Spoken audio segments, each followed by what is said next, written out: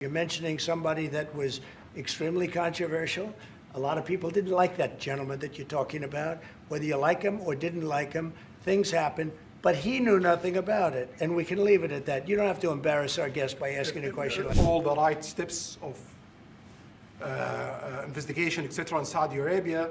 And I wish one day I meet with President Trump and I introduce real Jamal to him, and I share with him what is real Jamal, how he's been transparent, brave.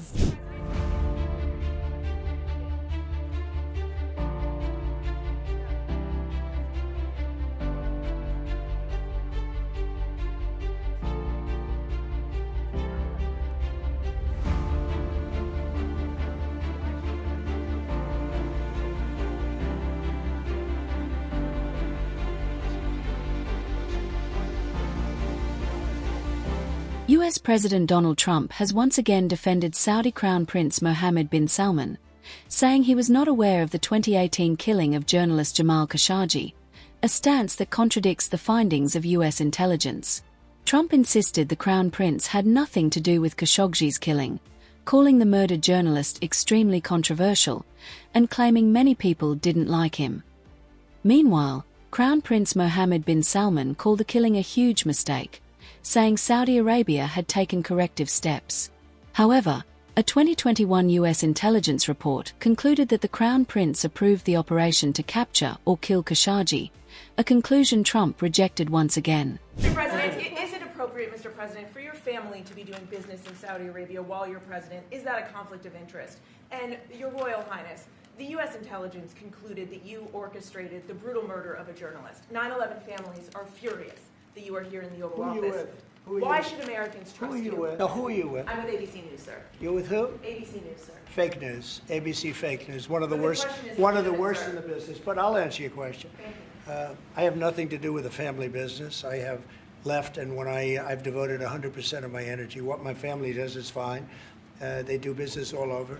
They've done very little with Saudi Arabia, actually. I'm sure they could do a lot. And anything they've done has been very good. That's what we've done. We've built a tremendous business for a long time. I've been very successful. I decided to leave that success behind and make America very successful. And I've made America more successful by far than it ever was, and that it ever could have been, no matter who was president. There would be nobody bringing in $21 trillion, that I can tell you right now. As far as this gentleman is concerned, he's done a phenomenal job. You're mentioning somebody that was extremely controversial. A lot of people didn't like that gentleman that you're talking about. Whether you like him or didn't like him, things happen. But he knew nothing about it, and we can leave it at that. You don't have to embarrass our guest by asking a question like that. Okay, just you ask, Mr. President, please, if you allow me to answer. You know, I feel painful about, the families of 9/11 in America, but, we have to focus on reality. Reality based on CIA documents and based on a lot of documents that Osama bin Laden, he used Saudi people in that event for one main purpose, is to destroy this relation, to destroy the American-Saudi relation. That's the purpose of 9/11. So whoever buy in that means they are helping Osama bin Laden's purpose of destroying this relation. He knows that strong relation between America and Saudi Arabia, it's bad for extremism, it's bad for terrorism. And we have to approve him wrong and to build our relation, continue developing our relation. It's critical in the safety of the world. It's critical against extremism and terrorism. About the journalists, it's really painful to hear, anyone that been losing his life for, no real purpose or not in a legal way. And it's been painful for us in Saudi Arabia. We've did all the right steps of investigation, etc., in Saudi Arabia, and we've improved our system to be sure that nothing happened like that. And it's painful and it's a huge mistake, and we are doing our best that this doesn't happen again.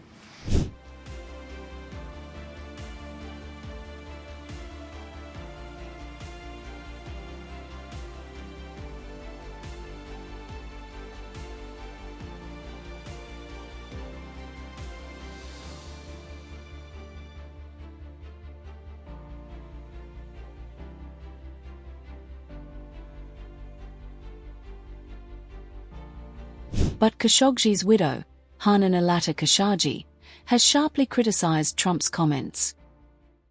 his justification for the crime upset me in sense nothing to justify just a horrible crime, kidnapping, torture, and killing and dismantle a body, because he's controversial or he's unliked by someone.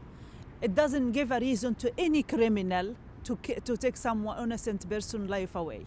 We did send him a human letter before. What was the response?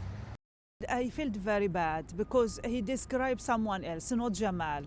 And I wish one day I meet with President Trump and I introduce real Jamal to him. And I share with him what is real Jamal, how he's been transparent, brave, great man. I did have a mixed feeling. I felt very sore because I wish Jamal is still alive and safe and he's here to receive him, because Jamal believed in him a lot. And Jamal, in fact, in 2018, in the first visit of the Crown Prince to US, Jamal was waiting for an invitation from US, from the Crown Prince, to share with him his opinion and his vision and to rectify any misinformation being told to the Crown Prince. And in another hand, I did feel this is what Jamal wished, in sense he wants Saudi Arabia not to be a pariah country and have a normal relation with the rest of the world, especially USA.